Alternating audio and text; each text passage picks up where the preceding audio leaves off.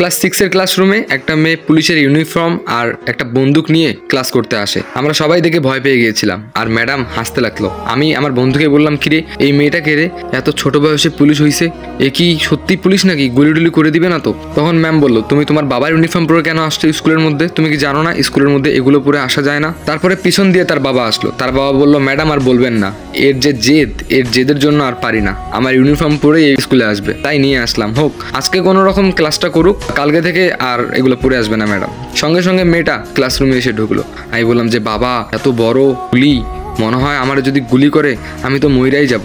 আসলে তখন পড়ছিলাম ক্লাস 6-এ। তখন তো পুলিশকে অনেক ভয় পেতাম, অনেক ভয় লাগতো। বাবা গুলি দিয়ে মানুষ মারা যায়, অনেক ভয় লাগতো এই বিষয়গুলা। টিফিন টাইমে রুটি খাচ্ছিলাম, পাশে একটা 10 টাকা নোট পড়েছিল, সেই 10 টাকা নোটটা কুড়ে নিলাম। সঙ্গে সঙ্গে মেয়েটা আমার দিকে বন্দুকটা তুলে ধরলো, বললো যে, এই হ্যান্ডস আপ, তুই মানুষের 10 টাকা কেন নিলি? এই 10 টাকা তো পড়েছিল।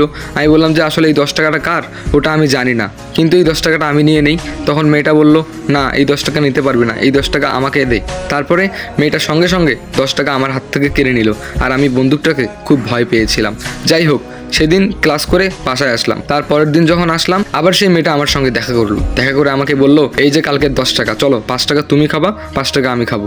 আমি খুব খুশি হলাম। তারপরে সঙ্গে সঙ্গে তার সাথে গেলাম, 5 টাকা সে খাইলো আর 5 টাকা আমি খাইলাম, বাস। তারপরে আস্তে আস্তে আমরা একটা ভালো ফ্রেন্ডশিপ তৈরি করি। এলাকার মধ্যে আমার একটা বড় ভাই আছে, সে আবার প্রেম করে ওদের গ্রামের মেয়ের সাথে। একদিন আমার চাচাতো ভাই আমাকে সঙ্গে করে নিয়ে গেল সেই আপুটার সঙ্গে দেখা করতে, মানে যার সঙ্গে প্রেম করে তার সঙ্গে দেখা করতে। যাই হোক, আমিও সঙ্গে সঙ্গে গেলাম চকলেট খেতে খেতে। তারপরে আমি যখন ওখানে গেলাম, তখন দেখলাম ওই আপুটার সাথে আমার ফ্রেন্ডটাও আসছে, মানে ওই পুলিশের মেয়েও আসছে। যাই হোক, আমি ওকে দেখে খুব খুশি হলাম। আমি বললাম যে, ভাইয়া আমি তোকে চিনি, ও আমার ক্লাস ফ্রেন্ড। আচ্ছা ঠিক আছে, তোরা দুজন খেয়াল, আমরা দুজন এখানে কথা বলি। আর হ্যাঁ সাবধান, খুব ফলো করবি, কেউ যদি আসতে ধরে আমাদেরকে সঙ্গে সঙ্গে বলবি, আমরা এখান থেকে চলে যাব, ঠিক আছে? আমি বললাম যে, ঠিক আছে ভাইয়া। তারপরে আমরা দুজন খেলতে গেলাম আর চুপি চুপি ওদেরকে দেখতেছি। দেখলাম ওরা দুজন চুপচাপ গল্প করতেছে। তারপর আমার ভাইটা আবার ওকে গোলাপ দিল, ও অনেক খুশি হলো, ওই বড় আপুটা। যাই হোক, আমিও মনে মনে ভাবলাম, আমিও যদি আমার ফ্রেন্ডকে গোলাপ দেই তাহলে সেও অনেক খুশি হবে। আর পরের দিন যখন স্কুলে গেলাম, আমি একটা গোলাপ নিয়ে গিয়েছিলাম আমার ব্যাগের মধ্যে। মনে মনে ভাবতেছি, টিফিন দিলেই আমি ওকে গোলাপটা দিয়ে দিব। তারপরে যখন টিফিন দিল, তখন আমরা দুজন এক জায়গায় বসে আছি। আমি বললাম, তোমাকে আমি একটা জিনিস দিব, নিবা? তখন সেই মেয়েটা বললো, কি জিনিস? আমার ব্যাগ থেকে সুন্দর গোলাপটা বের করে আমি ওকে দিলাম। সঙ্গে সঙ্গে ও গোলাপটা নিল। তারপরে আমাকে বললো, ওয়াও এত সুন্দর গোলাপ তুমি এনেছো, আমি সত্যি অনেক খুশি হয়েছি। ঠিক সেই সময় ওই মেয়েটার বাবা, মানে পুলিশ, যাচ্ছিল গাড়ি নিয়ে আর সঙ্গে সঙ্গে আমাদের দুজনকে দেখলো। তারপরে নেমে পড়লো। তারপরে গাড়ি থেকে নেমে এসে আমাকে বললো, এখনো ক্লাস 6ই পাস করিসনি, তাতে আমার মেয়ের দিকে নজর, আবার গোলাপ এনে দিচ্ছিস, বেয়াদব, বাসায় যা, তোর আব্বুকে আমি এখনই জানাচ্ছি ফোন দিয়ে। তারপরে আমার ফ্রেন্ডের হাত ধরে টানতে টানতে সে গাড়িতে চড়ে নিয়ে গেল। আমার খুব মন খারাপ হলো, পুলিশ আঙ্কেলটা খুব পচা। তারপরে আমি আবার স্কুলে গেলাম। স্কুলে যাওয়ার সঙ্গে সঙ্গে ম্যাম বলল, কি হলো, পরি কোথায়? পরি তো স্কুলে ছিল।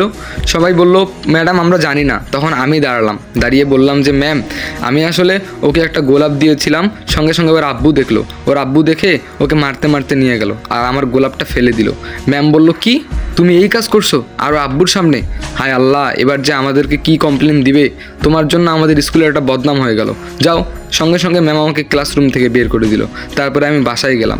বাসায় যাওয়ার পর আমার আব্বু আমাকে ধরে মারলো, আমাকে মেরে বলল, তোর জন্য মানিজ্জত শেষ হলো এই গ্রামের মধ্যে। যাই হোক, তারপরে আবার ক্লাস করা শুরু করলাম। ক্লাস করতে করতে আবারও দেখতেছি আমার ফ্রেন্ডটা আসলো, আবারও আমরা বসে গল্প করা শুরু করলাম। আস্তে আস্তে আমরা সব জায়গায় ঘুরতেছি ফিরতেছি, ওই ভাইয়ার আপুদের সঙ্গে যাইতাম, বসে থাকতাম। একদিন আমরা গেলাম ওই ভাইয়া আর আপুর সাথে। তখনই পুলিশ আঙ্কেল যাচ্ছিল বাইক নিয়ে। সঙ্গে সঙ্গে বাইকটা ব্রেক করে দেখলো আমরা দুজন এক জায়গায় খেলতেছি আর ওরা দুজন বসে বসে গল্প করতেছে। আর ওই বড় আপুটা ছিল পুলিশ আঙ্কেলের ভাস্তি, মানে আমার ফ্রেন্ডের চাচাতো বোন ছিল। যাই হোক, সঙ্গে সঙ্গে পুলিশ আঙ্কেলটা আসলো। আসার পরে ওই ছেলেটাকে ধরে একদম জোরে জোরে থাপ্পড় মারলো। থাপ্পড় মেরে অবস্থা খারাপ করছে ছেলেটার। তারপরে মেয়েটাকে বললো, তোর এত বড় সাহস, তুই আমাদের গ্রামে এসব করে বেড়াস? তারপরে মেয়েটাকে নিয়ে গেল। তারপরে এইদিকে আসলো, এসে আমাকে 5-6টা থাপ্পড় মারলো। থাপ্পড় মেরে বলল, বড়টা যেরকম ছোটোটাকেও ঠিক ওই রকম বাড়াচ্ছে। তারপরে ধাক্কা দিয়ে পাঠালো আমার বড় ভাইয়ের ওখানে। আমার দুগাল একদম লাল হয়ে আছে, চোখ দিয়ে পানি পড়তেছে। যাই হোক, তারপরে আমি আমার বড় ভাইয়ের সঙ্গে চলে গেলাম। এরপরে পুলিশ আঙ্কেল ওদের দুইজনকেও নিয়ে গেল। যখন আমরা বাসায় গেলাম তখন আমার বড় আব্বু আর আমার আব্বু আমাদের দুজনকেই খুব মারছে। মারার পরে বলল, তোদের জন্য আর এই গ্রামে থাকা যাবে না। তারপর আমার স্কুল থেকে টিসি নিয়ে আসলো। টিসি নিয়ে আসার পরে আমাকে আমাদের পুরো ফ্যামিলি গ্রামটাই ছেড়ে দিলাম। গ্রাম ছেড়ে চলে গেলাম অন্য জায়গায়। তবে আমার আর কিছুতেই ভালো লাগে না। আমার বড় ভাইও কান্না করে আর আমারও ভালো লাগে না। আমার শুধু আমার ফ্রেন্ডের কথা মনে পড়ে, পরীর কথা। আমরা টিফিন টাইমে কত মজা করতাম, কত খেলতাম। যাই হোক, কিছুদিন পরে আব্বুর নাম্বারে একটা ফোন আসে। আব্বু ফোনটা রিসিভ করে শুনতে পেলো আমার বড় ভাই যে আপুটার সঙ্গে প্রেম করছিল, আমার বেস্ট ফ্রেন্ডের চাচাতো বোন, সেই মেয়েটা নাকি গলায় দড়ি দিয়ে মারা গেছে। তারপরে পুলিশ ধরতে আসলো আমার ভাইকে। তারপরে আমার ভাইকে পুলিশ ধরে নিয়ে গেল। আসলে আমার ভাই এগুলোর কোনো কিছুই জানতো না, কিন্তু তারপরেও মিথ্যা মামলায় ফাঁসিয়ে দিল। তারপরে আমাদের বাসায় সবাই কান্নাকাটি শুরু করলো। তারপর আমার বড় আব্বু আর আমার আব্বু মিলে জমি জামা বিক্রি করে আমার চাচাতো ভাইকে ছাড়িয়ে নিয়ে আসলো। তারপর আমাদের সংসারের মধ্যে অভাব লেগেই আছে। আমরা কি করব না করব আমাদের কোনো উপায় ছিল না। আমার আব্বুও ছিল বেকার, আমার বড় আব্বুরও একটা ছোটোখাটো চাকরি ছিল। কোনো রকম সংসারটা চলতো আমাদের। এইভাবেই আমাদের দিন যেত। যাই হোক, কেটে গেল প্রায় 6 বছর। এই 6 বছরে একদিনও আমি পরীকে দেখিনি, কিন্তু সেই ছোটোবেলা থেকে পরী আমার মনের মধ্যেই আছে। পরীকে আমি কখনো ভুলতে পারবো না। জানি না কোনোদিন পরীর দেখা পাবো কি পাবো না। তবে আজও সেই গ্রামে আমি যেতে পারিনি, কারণ আমার আব্বু আম্মু আমাকে সব সময় চোখে চোখে রাখছে।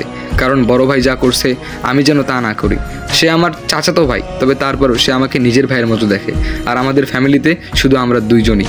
যাই হোক, তারপরে কি হলো জানেন গাইস? এটা হলো পার্ট 1। পার্ট 1টা কেমন লাগলো? আশা করি অনেক ভালো লাগছে। তোমাদের কাছে একটাই আবদার, তাড়াতাড়ি 10K ফলোয়ার করে দাও। আর গল্পটি যদি ভালো লাগে থাকে অবশ্যই শেয়ার করে দাও। আর একটা কথা, কারা কারা টিকটক থেকে এসেছো অবশ্যই কমেন্ট করে জানাও। দেখা হবে নেক্সট পার্টে। আর হ্যাঁ, তোমরা বলো নেক্সট পার্টটা কি চাও নাকি চাও না, কোনটা? এটা কিন্তু ঈদের ধামাকা, আর এই গল্পটা ছোট না, অনেক বড়। নেক্সটে এমন একটা ইন্টারেস্টিং কাহিনী আছে, তা যদি তোমরা শোনো সত্যি কথা অবাক হয়ে যাবে। তো ভালো থাকো, দেখা হচ্ছে নেক্সট পার্ট।